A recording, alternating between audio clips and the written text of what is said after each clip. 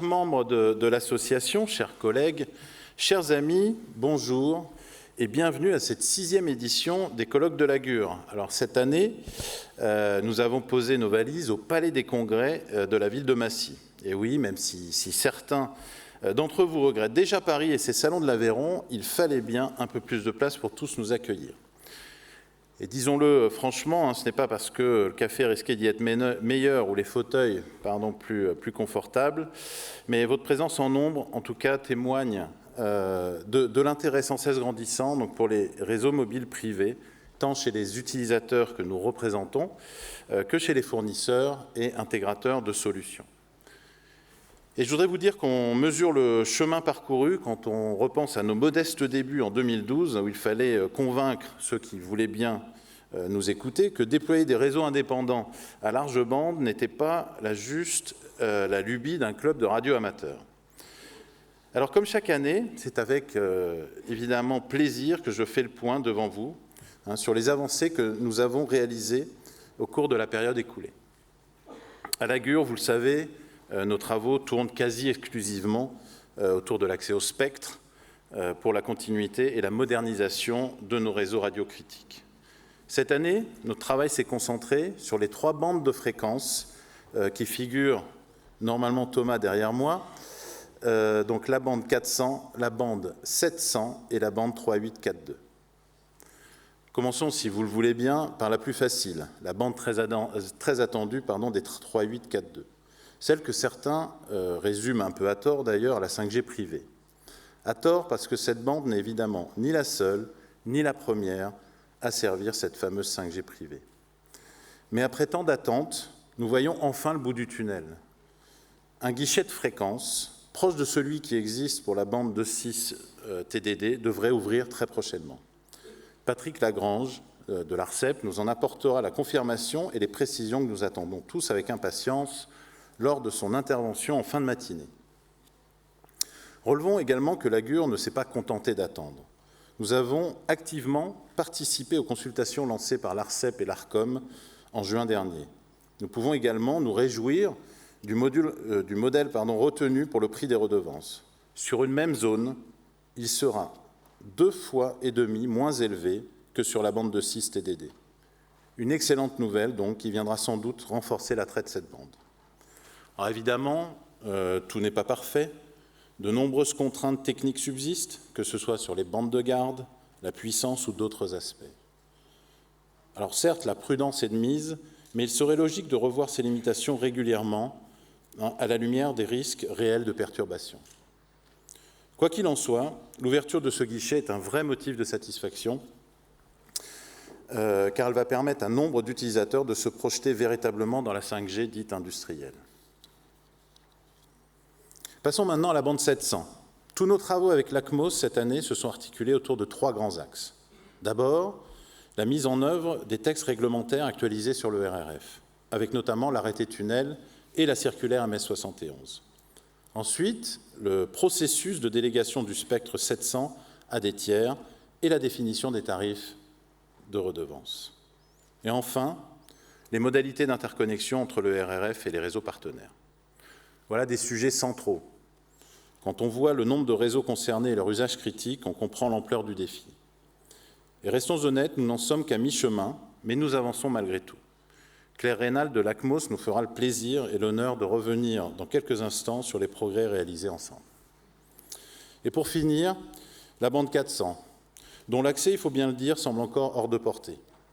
C'est d'autant plus regrettable que de nombreux projets de réseau 5G 400 voient le jour dans le monde, comme tout récemment en Arabie Saoudite et en Tunisie.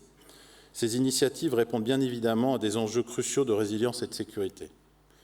Mais il est vrai que la spécificité de cette bande, son caractère indivisible, son intérêt sur de grandes surfaces, limite pour l'instant sa mise en œuvre à un opérateur national ou un très petit nombre d'acteurs régionaux. Nous avons donc entamé une réflexion sur la forme que pourraient prendre ces opérateurs nationaux. Vincent Audebert, donc représentant d'EDF à l'Agure, nous en parlera plus en détail lors de la première conférence du matin dédiée à la résilience. Voilà, en résumé, le panorama des chantiers qui ont animé notre année.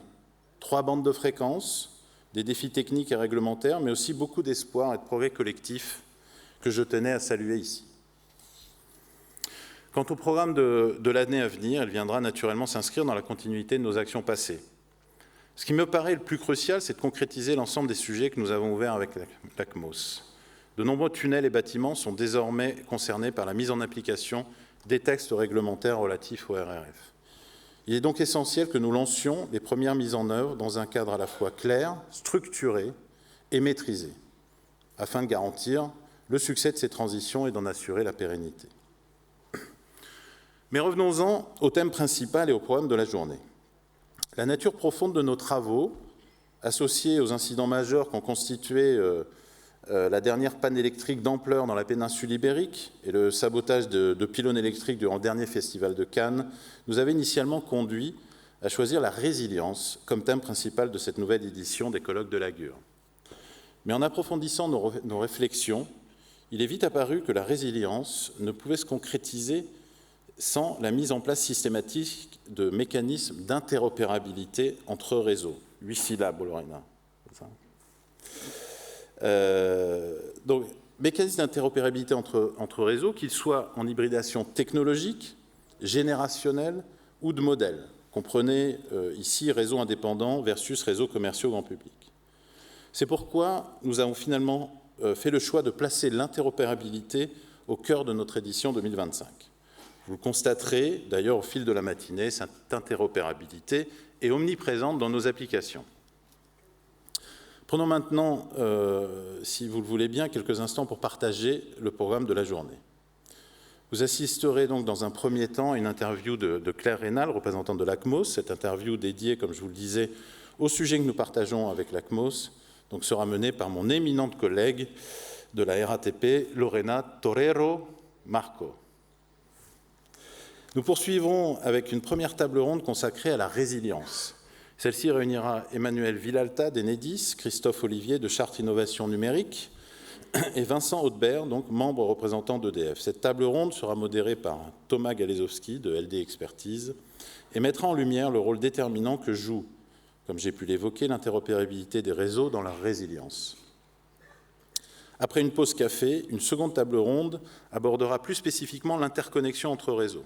Nous aurons le plaisir d'y retrouver mon ancien camarade Yann Bertrand d'Axians, Hakim Meirez de Google, Adrien Pagek de Samsung, Cyril Michel d'Ericsson et Régis Picard de Nokia.